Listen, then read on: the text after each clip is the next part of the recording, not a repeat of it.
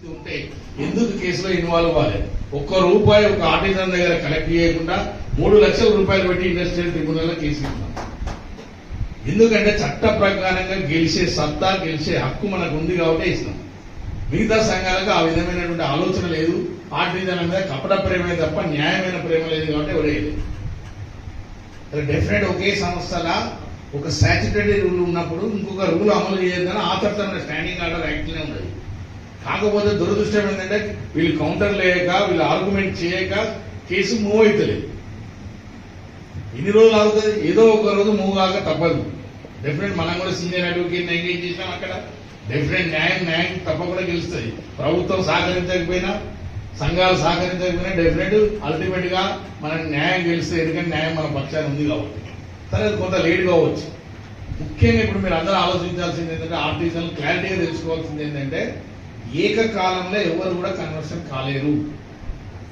ఏకకాలంలో ఎవరు కూడా కన్వర్షన్ కాలేదు. ఎవరైనా చెప్పినా అది బేగూఫ్ మాటే తప్ప కరెక్ట్ మాట కాదు. ఎందుకంటే ధైర్యంగా చెప్తానంటే, వాస్తవానికి ఇప్పుడు ఎగ్జిస్టింగ్ ఎంప్లాయీస్ లో కూడా కన్వర్షన్ కోసం టెస్టులు రాస్తే 100 మంది రాస్తే ఒకటి పాస్ అయితే లేదు.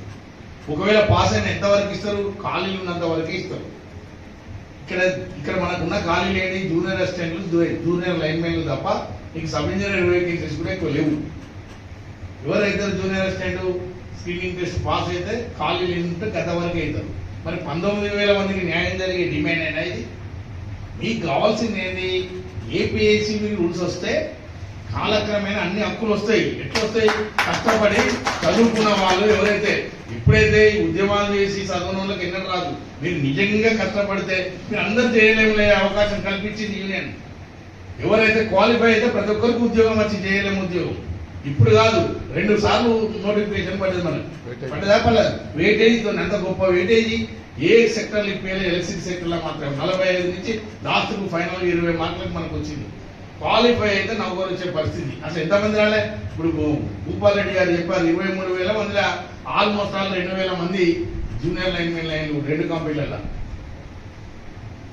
2,000 మంది జూనియర్ లైన్మెన్ లైన్ కష్టపడితే ఆటోమేటిక్ వస్తాయి. ఇప్పుడు కూడా నువ్వు కన్వర్షన్ కావాలంటే కష్టపడాలి.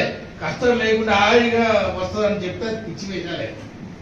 కానీ ఏపీఎస్సీ రూల్స్ వస్తే వచ్చే లాభాలు ఏంటో చెప్తాను. నేను ఇప్పటికి క్లారిటీ చెప్తున్నా. ఎవరు విమర్శించినా, ఎవరు ఏమనుకున్నా నాకు భయం లేదు. ఎందుకంటే చెప్పదలుచుకున్నది నిర్భయంగా చెప్పాలి. మనిషిని తప్పుదో పట్టించి రెచ్చగొట్టడం కరెక్ట్ కాదు. వాస్తవాలు చెప్పి వాస్తవంగా మాట్లాడడం కరెక్ట్. అయ్యేది చెప్పాలి, కాంతి చెప్పదు. ఇలా మీకు ఏపీఎస్సీ రూల్స్ వస్తే మాలాగా 300 రోజుల సరెండర్ లీవ్ అంటే లీవ్లు అమ్ముకునే అవకాశం కలుగుతుంది. 15 రోజులు వాడుకునే అవకాశం కలుగుతుంది. 240 రోజులు మాకు హెచ్పిఎల్ ఉన్నాయి. మీకు కూడా హెచ్పిఎల్ వస్తాయి. మాకు లాంగ్ టర్మ్ లోన్స్ వస్తాయి, షార్ట్ టర్మ్ లోన్స్ వస్తాయి. మీకు కూడా వచ్చే అవకాశం ఉంటుంది. మాకు స్టాట్యుటరీ రికవరీస్ అయితేనే మీకు కూడా అయ్యే అవకాశం ఉంది. మాకు 10 లక్షల క్రెడిట్ కార్డు డిపార్ట్మెంట్ ఇస్తుంది, మీకు 2 లక్షలు. అది కూడా శ్రీధర్ సార్ చేయబట్టి లాస్ట్ వేజ్ 2 లక్షలు రికార్డు ఇస్తుంది. ఎందుకంటే వాళ్ళు కూడా సహా ఉద్యోగులే. వాళ్ళని అంటరాని వాళ్ళలాగా చూడొద్దు. ఈ వ్యవస్థలో వాళ్ళు కూడా కష్టపడుతున్నారు. వాళ్ళ యొక్క సగ జీవితం ఈ డిపార్ట్మెంట్కి అంకితం చేసింది. ఇంకా ఫ్యూచర్ లైఫ్ అయినా హ్యాపీగా ఉండడానికి అవకాశం ఇవ్వండి అని ఎవరికి లేకుండా మీకు 2 ఇంక్రిమెంట్లు, వెయిటేజ్ ఇంక్రిమెంట్లు ఇప్పించాం. పర్సనల్ పే మొత్తం బేసిక్ పేలో కల్పించి మీ బేసిక్ పే ఇలా జూనియర్ లైన్మెన్ బేసిక్ పే కంటే ఎక్కువైంది. ఎవరికైనా బేసిక్ పెరిగితేనే ఫ్యూచర్ లాభం ఉంటుంది. ఈ గ్రాడ్యుయేట్లో కానీ దేంట్లో కానీ. ఇవి అన్ని కూడా మీరు తెలుసుకోవాల్సినటువంటి అవసరం ఉంది. తప్పకుండా ఏపీఎస్సీ రూల్స్ ఇప్పించే బాధ్యత 327 ఐఎన్టీసీని. సంజయ్ రెడ్డి గారు ఉన్నారు, ముఖ్యమంత్రి గారి దగ్గర పోయాం, బట్టి విక్రమార్క దగ్గర పోయాం. తప్పకుండా త్వరలో నవంబర్ వరకు నేను ఇప్పిస్తానని చెప్పాను. ఎందుకు ఇప్పిస్తాను? అంత ధైర్యంగా ఏ యూనియన్ కూడా చెప్పాను మీకు. డెఫినెట్ ఇప్పిస్తాను. ఎందుకంటే అట్లా కష్టపడతాం, ఆ విధంగా కన్విన్స్ చేస్తాం అనేటువంటి ధైర్యం, నమ్మకం. ఇష్యూ జెన్యూన్ కాబట్టి తప్పకుండా మనకు నమ్మకం ఉంది. మన బట్టి విక్రమార్క గారి దగ్గర కూడా నేను మాట్లాడినా. దీనివల్ల ఫైనాన్షియల్ భారం ఏం పడదు. కొన్ని హక్కులు వాళ్ళకి కలిగితే ఒక్కసారి అందరూ సబ్ ఇంజనీర్ గారు, అందరు ఏఈ గారు, అందరు జూనియర్ లైన్మెన్ గారు, అందరు జూనియర్ అసిస్టెంట్ గారు అది స్వతహాగా చదువుకొని టెస్ట్ పాస్ అయ్యి ఖాళీలు ఉంటేనే అవుతారు. అది పెద్ద ఎవరికైనా అవుతారు. ఇప్పటికైనా అవకాశం ఉంది. ఇప్పుడున్న వాళ్ళకి లేదా? మీరు రేపు ఏపీఎస్సీ రూల్స్ పెడితే మీకు కూడా అదే అవకాశం వస్తుంది. దీన్ని ఫస్ట్ మనం ఏపీఎస్సీ రూల్స్ తీసుకురావడానికి ఆర్థిక భారం ఎక్కువ పడేదని ఆర్థిక శాఖ మంత్రికి చెప్పిన. తప్పాలి.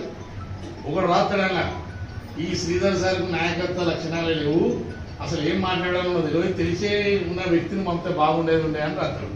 ఎవడో వాడు రమ్మని చెప్పి నాకు మా డిబేట్ పెట్టుకున్నాను.